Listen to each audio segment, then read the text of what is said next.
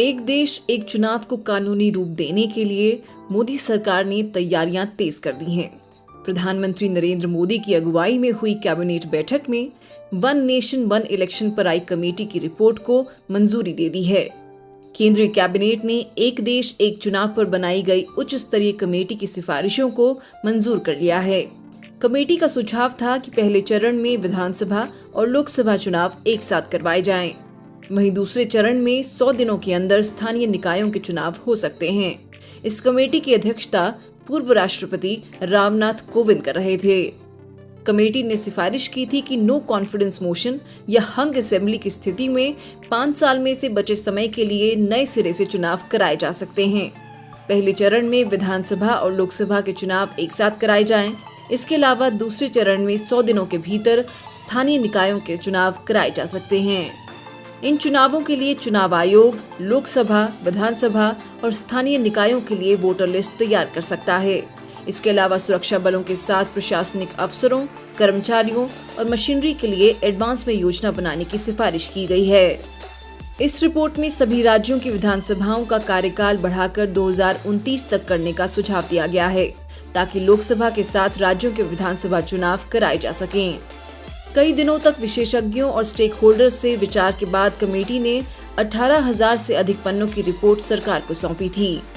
आजादी के बाद देश में पहले चुनाव में लोकसभा और विधानसभा के चुनाव एक साथ हुए थे। इसके बाद 1957, 1962 और 1967 में भी लोकसभा और विधानसभा चुनाव एक साथ करवाए गए थे। केंद्रीय मंत्री अश्विनी वैष्णव ने कहा, चुनाव एक साथ होने चाहिए जिससे देश में विकास कार्य चलते रहें।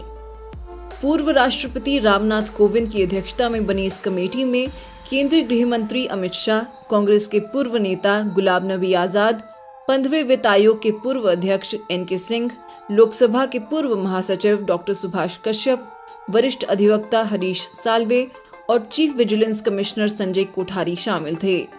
रिपोर्ट में बताया गया कि 47 राजनीतिक दलों ने अपने विचार समिति के साथ साझा किए थे, जिनमें से 32 राजनीतिक दल वन नेशन वन इलेक्शन के समर्थन में हैं। रिपोर्ट में बताया गया कि 47 राजनीतिक दलों ने अपने विचार समिति के साथ साझा किए थे, जिनमें से 32 राजनीतिक दल वन नेशन वन इलेक्शन के समर्थन में थे। रिपोर्ट में कहा गया है कि एक देश एक चुनाव का विरोध करने वालों की चिंता है कि इसे अपनाना संविधान की मूल संरचना का उल्लंघन होगा। ये अलोकतांत्रिक, संघीय ढांचे के विपरीत, क्षेत्रीय दलों को अलग अलग करने वाला और राष्ट्रीय दलों का वर्चस्व बढ़ाने वाला होगा।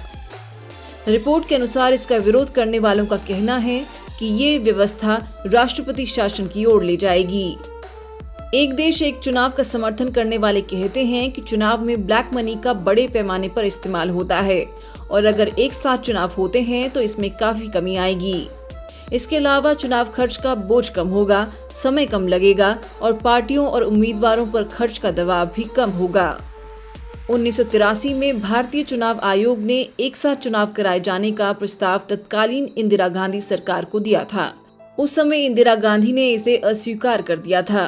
केंद्रीय मंत्री अश्विनी वैष्णव कहते हैं, 1999 में लॉ कमीशन ने अपनी रिपोर्ट में ये सिफारिश की थी कि देश में चुनाव एक साथ होने चाहिए, जिससे देश में विकास कार्य चलते रहें।